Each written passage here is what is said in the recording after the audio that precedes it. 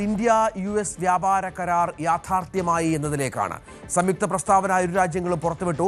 അമേരിക്കയിൽ നിന്നുള്ള നിരവധി ഉൽപ്പന്നങ്ങൾക്ക് തീരുവ കുറയ്ക്കുകയോ ഒഴിവാക്കുകയോ ചെയ്യും. ധാന്യങ്ങൾക്കും പഴങ്ങൾക്കുമടക്കം കാർഷിക ഉൽപ്പന്നങ്ങൾക്ക് നികുതിയിൽ ഇളവുണ്ട്. അതേസമയം റഷ്യൻ എണ്ണയെക്കുറിച്ച് പരാമർശമില്ല. ER രാഗേഷ് ഏറ്റവും പുതിയ വിവരങ്ങളുമായി ചേരും. രാഗേഷ്, ഒരുപാട് ആശയക്കുഴപ്പങ്ങൾ, ഈ കരാറിനെ കുറിച്ചുള്ള അവ്യക്തത, 2-3 ദിവസം നീണ്ടുനിന്ന പാർലമെന്റിലടക്കമുണ്ടായ വലിയ ചർച്ചകൾ, അതിനുശേഷം ഈ സംയുക്ത പ്രസ്താവന വരുന്നു. എന്തൊക്കെയാണതിൽ വിശദമായി പറഞ്ഞിരിക്കുന്നത്? കാർഷിക മേഖലയ്ക്കടക്കം ഊന്നൽ നൽകിക്കൊണ്ടുള്ള കരാറാണോ? രഞ്ജിത്ത്, ഏതായാലും വലിയ ചർച്ചകൾക്കും വിവാദങ്ങൾക്കും ഒക്കെ ഒടുവിൽ ഇന്ത്യ US വ്യാപാര കരാർ യാഥാർത്ഥ്യത്തിലേക്ക് വരികയാണ്. ഇരു രാജ്യങ്ങളും ഇപ്പോൾ സംയുക്ത പ്രസ്താവനയിൽ ഒപ്പുവെച്ചിട്ടുണ്ട്. കാരണം കഴിഞ്ഞ തിങ്കളാഴ്ചയാണ് US പ്രസിഡന്റ് ഡൊണാൾഡ് ട്രംപ് ഇത്തരമൊരു പ്രഖ്യാപനം നടത്തിയത്.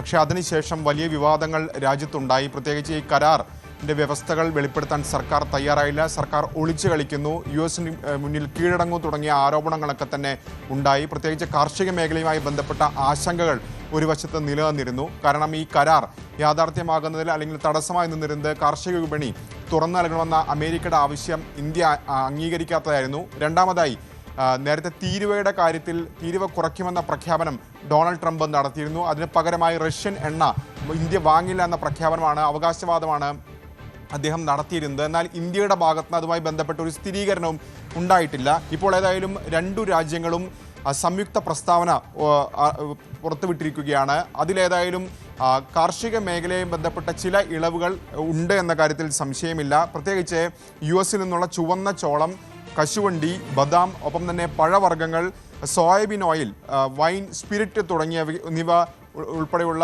ഭക്ഷ്യ കാർഷിക ഉൽപ്പന്നങ്ങളുടെ ഇറക്കുമതി തീരുവ ഇന്ത്യ പൂർണ്ണമായും ഒഴിവാക്കുകയോ അല്ലെങ്കിൽ കുറയ്ക്കുകയോ ചെയ്യും എന്നാണ് ഇപ്പോൾ ഏതായാലും ഈ സംയുക്ത പ്രസ്താവനയിൽ ചൂണ്ടിക്കാണിച്ചിരിക്കുന്നത്. മാത്രവുമല്ല, 5 വർഷത്തിനുള്ളിൽ ഏതാണ്ട് 50,000 കോടി ഡോളറിൻ്റെ സാധനങ്ങൾ ഇറക്കുമതി ചെയ്യുമെന്നുകൂടി സംയുക്ത പ്രസ്താവനയിൽ ചൂണ്ടിക്കാണിക്കുന്നുണ്ട്.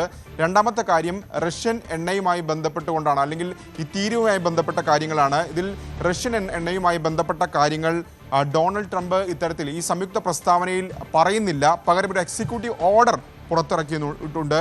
അതിൽ ചൂണ്ടിക്കാണിക്കുന്ന പ്രധാനപ്പെട്ട കാര്യം, ഒന്ന്, 25% നികുതി 18% കുറച്ചു എന്ന് പറയുന്നുണ്ട്. കൂടാതെ റഷ്യയിൽ നിന്ന് എണ്ണ വാങ്ങുന്നതിന് ചുമത്തിയ 25% തീരുവയും ഒഴിവാക്കിയിട്ടുണ്ട്.